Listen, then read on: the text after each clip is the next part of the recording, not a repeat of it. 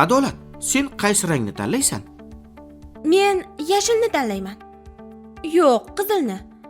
Ammo yashil ham yoqyapti. Qaysini tanlasam ekan?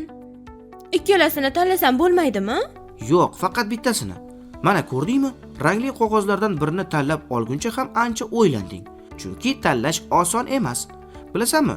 Biz saylovlarda ham tanlov qilamiz. Tushunishimcha, bugun saylov haqida gaplashamiz. Shundaymi? Xuddi shunday, Adolat.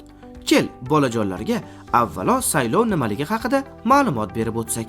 Saylov bu jamiyat va davlat ishlarida ishtirok etishning juda muhim va qimmatli imkoniyati. Misol uchun, maktabda har bir sinfning o'z sardori bo'ladi. Buni yaxshi bilasiz. Uni saylab olishda sinfdagi har bir bola o'z ovozini beradi va ko'pchilik ovoziga qarab sinf sardori belgilanadi. Bolalar bu orqali uning sinf uchun katta ishlarni bajarishiga ishonch bildirishadi. Boshqacha aytganda, u sinf nomidan vakil hisoblanadi. To'g'ri, biroq bu saylovning kichik ko'rinishi. Prezident yoki deputatlikka saylovlar orqali davlatni qanday boshqarish kerakligini tanlaymiz. Agar biz ovoz bermasak, boshqalar o'z fikrlari bilan qaror berishadi. Shuning uchun saylovlar katta ahamiyatga ega. Bunda har kimning ovozi juda ham muhim. Seni ovozing masalan hal qiluvchi bo'lishi mumkin. Ovozimiz hayotimizga ta'sir qilar-kanda. Xuddi shunday. Saylov tizimi Konstitutsiyamizning 22-bobida alohida belgilab qo'yilgan. 128-moddaga ko'ra, O'zbekiston fuqarolari xalq nomidan ish yuritadigan organlarga saylash va saylanish huquqiga ega. Saylovning o'ziga yarasha tartib-qoidalari bor. Avvalo, unda qatnashish uchun 18 yoshga to'lgan bo'lish kerak. Bu yoshga to'lmaganlar saylovda ishtirok eta olmaydi. To'g'ri, qolaversa, har bir fuqaro bir ovozga ega. Bu degani saylov bizga nomzodlardan faqat bittasini tanlash imkonini beradi. Masalan, prezident yoki deputatlarni saylashda har bir saylovchi o'z fikrini bildirish uchun ovoz beradi. Har bir odamning ovozi bir xil ahamiyatga ega. Yodingdami? Maktabda eng yaxshi loyiha uchun ovoz berish tadbirini tashkil qilganmiz. O'quvchilarning ovoz berib, eng ko'p ovoz olgan loyiha g'olib bo'lgan. Yodimda albatta. Yashirin ovoz berganmiz.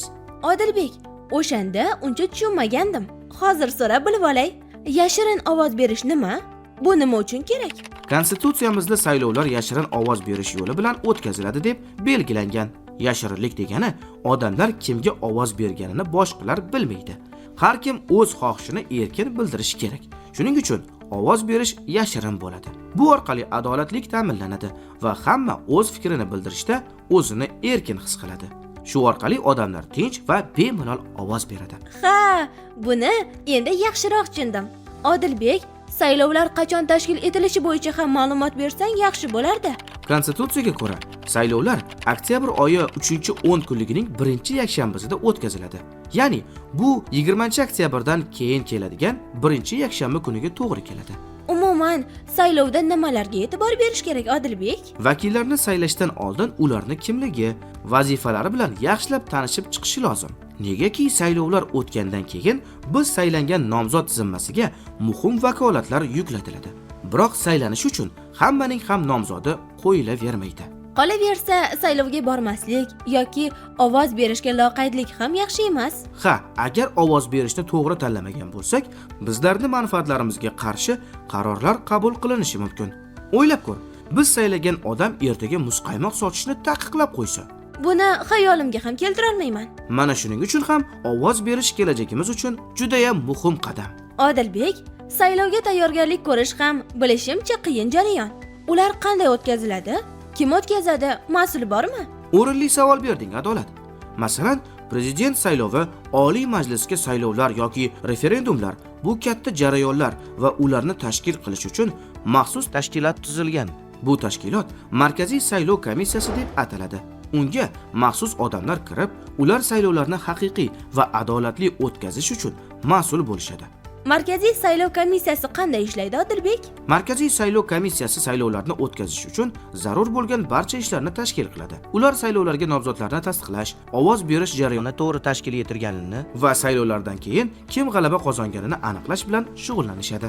Ular saylovlarni haqiqatdan ham adolatli o'tkazishga qanday kafolat beradi? Markaziy saylov komissiyasi saylovlarni ochiq-oshkora va tenglik prinsiplariga asoslanib o'tkazishga kafolat beradi. Bu degani har bir fuqaro bir ovozga ega va ovozi yopiq holda bo'lib, boshqa odamlar uni ko'rmaydi. Shuningdek, har kim ovozni boshqa shaxs fikriga qarab yoki uning ta'siriga tushmasdan berishi kerak. Ya'ni saylovlar haqiqiy va to'g'ri bo'lishi uchun har bir odamning ovozi e'tiborga olinadi va ularni hech kim aldamaydi. Shuning uchun ham saylov komissiyasi juda muhim. Ular saylovlar barcha uchun adolatli va aniq o'tkazilishini ta'minlashadi. O'ylashimcha, saylov haqida kerakli ma'lumotlar oldik. Bolajonlar bizning ovozimiz kelajakda juda muhim ekanligini bilib olishdi. Ha, albatta, har bir ovoz hal qiluvchi kuchga ega. Shuning uchun ham kimni nimaga saylayotganimizni aniq tushunib olishimiz va so'ngra ovoz berishimiz zarur. Men yashilni tanlayman. Tushunmadim. Rangli qog'ozni aytaman. Boya so'raganingda ikkilangandim. Darsdan keyin to'g'ri tushundim va men yashil rangni tanlayman. Bu mening tanlovim. Tanloving aniqlashganidan va qat'iylashganidan xursandman. Endi uyga ulgurishimiz kerak. Mushukvoy kutib qolgan bo'lish kerak. Ko'rishguncha do'stlar.